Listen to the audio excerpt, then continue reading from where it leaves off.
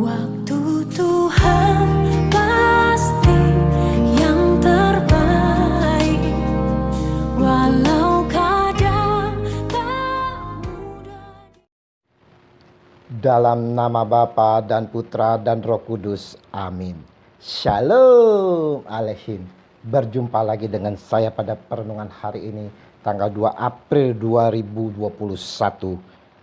Dia menderita demi kita. Saudara-saudaraku yang terkasih di dalam kasih Kristus, hari ini kita memasuki hari di mana kita mengenang sengsara Yesus. Yesus diperhadapkan kepada Pilatus oleh mereka yang tidak menyukai Yesus dan juga mereka-mereka yang mengkhianati Yesus. Sebelumnya saudara-saudaraku yang terkasih, Yesus dieluk-elukan, disanjung, dipuji dan disorak-soraikan. Hosana putra Daud, Hosana putra Daud. Mereka juga yang meneriaki Yesus di hadapan Pilatus, salibkan dia, salibkan dia. Bagaikan penjahat, Yesus dihadapkan kepada Pilatus untuk diadili.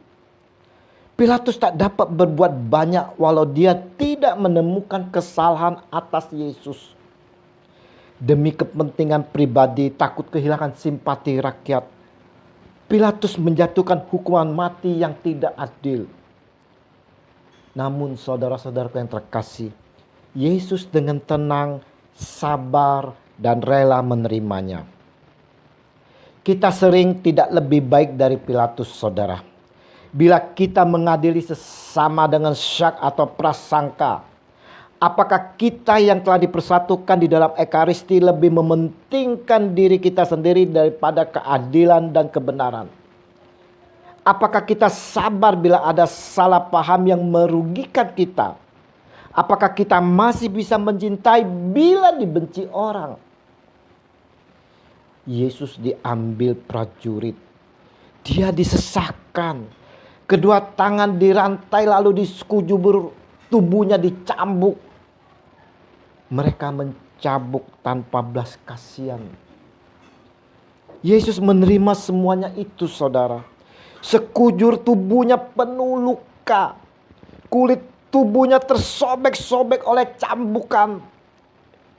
Dia menahan perih yang dahsyat sekali, sakit rasanya. Sesungguhnya dia tidak layak, saudara. Tidak layak menerima penderitaan ini. Kitalah yang sepantasnya menanggung itu semua karena dosa-dosa kita. Tapi Yesus mau menanggungnya demi kita, saudara. Dia mau kita terbebaskan dari dosa. Kita dimerdekakan oleh ikatan iblis.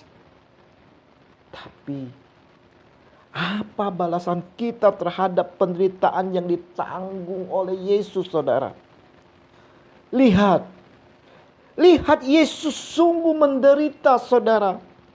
Keperihannya dia simpan di dalam hatinya. Matanya memandang satu persatu yang telah menambah keperihannya. Setiap kita marah, kita emosi, mengeluarkan sumpah serapah, menghakimi orang, menyakiti orang, kita menambah cambukan di tubuh Yesus. Kita membuat luka-luka baru di tubuh Yesus. Setiap kali kita membantah pada orang tua kita, kita berontak, kita ribut dengan pasangan, kita berselingkuh, kita menusuk lambung Yesus lebih dalam lagi, saudara. Yesus menahan keperihan atas segala dosa kita. Di dalam kemabukan pesta pora, nyabu, kita membuat Yesus semakin tersiksa. Tapi Yesus tetap diam.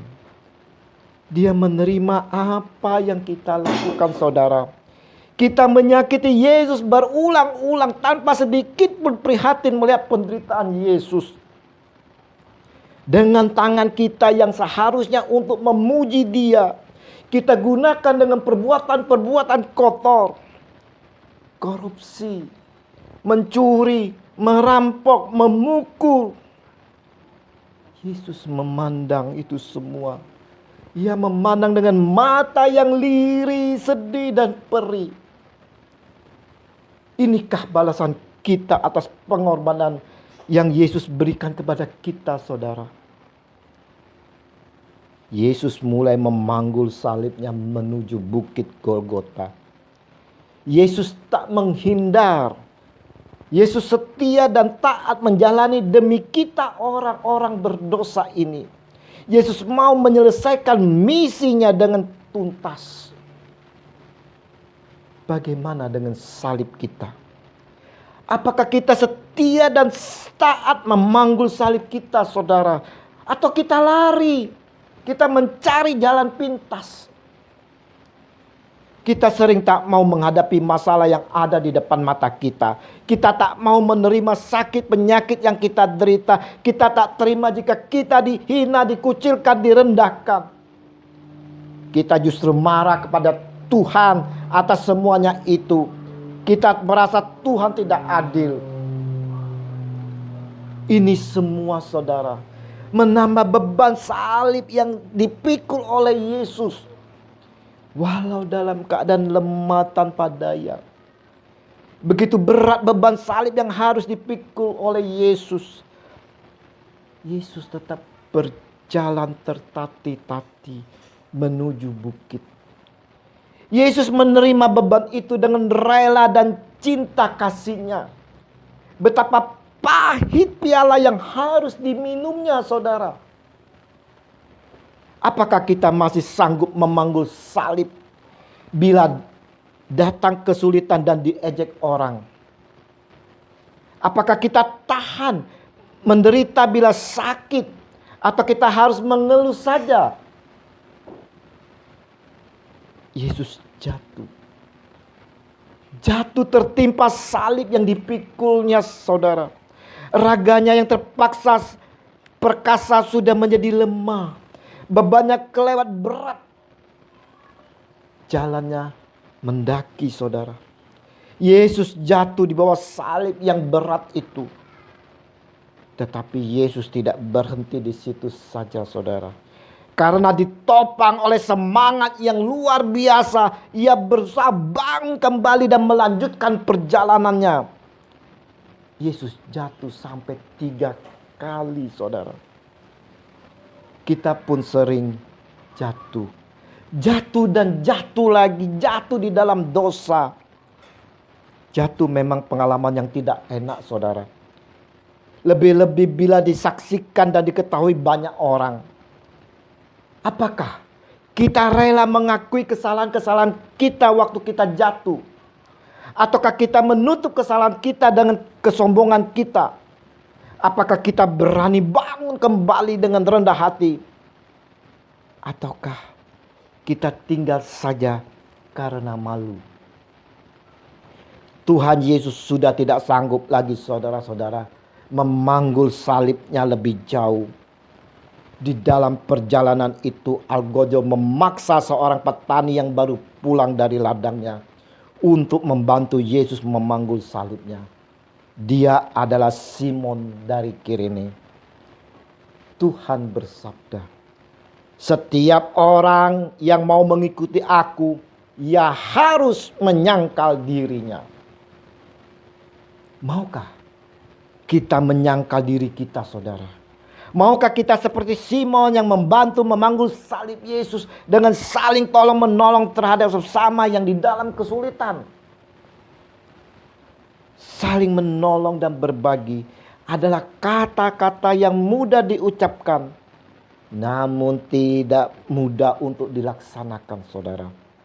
Apakah kita masih mempunyai hati yang mau berbagi untuk pengemis yang lapar, orang yang berduka, teman yang terlalu banyak beban? Ataukah hati kita menjadi benteng yang tertutup? Bantuan meski kecil, saudara, sangat berarti bagi yang membutuhkannya. Mari, saudara, kita mau saling tolong menolong, saling berbagi. Yesus mau menyelesaikan ini semua bagi keselamatan kita. Yesus mau sebagai jembatan antara kita dengan Allah yang terputus karena dosa-dosa kita. Yesus setia dan taat. Lihat, kedua tangan Yesus direntangkan di atas kayu salib dan dipaku, saudara. Yesus menjerit kesakitan. Begitulah saat kita melakukan kejahatan dengan tangan kita ini. Kita memakukan lebih dalam lagi tangan Yesus. Bukan tangan saja, saudara, tetapi kaki Yesus pun dipaku. Menjadi pengikut Yesus berarti kita juga ikut dipaku di salib. Kita lepaskan semua perbuatan kita. 3 jam lamanya Yesus bergulat dengan maut. 3 jam penuh sengsara sendirian. Sampai-sampai ia merasa ditinggalkan oleh Bapaknya. Sehingga ia berteriak dengan suara nyaring, "Allahku, ya Allahku, mengapa engkau meninggalkan daku?" Namun saudara-saudara, ia tetap taat kepada Bapa sampai wafat dengan berkata, "Ya Bapa, ke dalam tangan-Mu kuserahkan nyawaku." Yesus wafat bukan berarti Yesus kalah, saudara. Justru Yesus wafat menunjukkan kemenangan mengatasi iblis yang selalu mengaum-ngaum ingin menerkam bagi kita semua. Salib Yesus menandakan kemenangan. Kita dimenangkan dalam kematian Tuhan Yesus. Kita pun, saudara-saudara, ikut dimatikan. Mematikan dosa-dosa kita. Mematikan kedagingan-kedagingan kita bersama Yesus. Dan oleh salib Yesus kita dibebaskan. Mari saudara-saudaraku yang terkasih, di dalam perenungan perjalanan penderitaan dan wafatnya Tuhan kita Yesus Kristus, kita mau merefleksikan diri kita. Apa yang sudah kita perbuat selama ini? Dosa apa yang telah kita lakukan sehingga menambah penderitaan-penderitaan Yesus? Maukah kita ikut dimatikan kedagingan kita bersama Yesus? Maukah kita menyerahkan diri kita bersama Yesus dengan selalu bertolong-tolongan, berbagi terhadap sesama kita yang dalam kesusahan? Apa yang dialami Yesus demi kita semua orang berdosa, saudara. Tetapi dia tertikam oleh karena pemberontakan kita. Dia diramukan karena kejahatan kita. Ganjarannya yang mendatangkan keselamatan bagi kita ditimpakan kepadanya. Dan oleh bilur-birunya kita menjadi sembuh. Yohanes 5:3 ayat 5. Bilur-bilur yang berdarah membersihkan kejahatan. Dan pukulan membersihkan lubuk hati. Amsal 20 ayat 30. Ia sendiri telah memikul dosa-dosa kita di dalam tubuhnya di kayu salib, supaya kita yang telah mati terhadap dosa hidup untuk kebenaran. Oleh bilur-birunya kamu telah sembuh. 1 Petrus 2 ayat 24. Ya Allahku yang maha pengasih dan penyayang, kami bersyukur atas kasih-Mu di dalam diri Yesus yang mengorbankan nyawanya demi kami.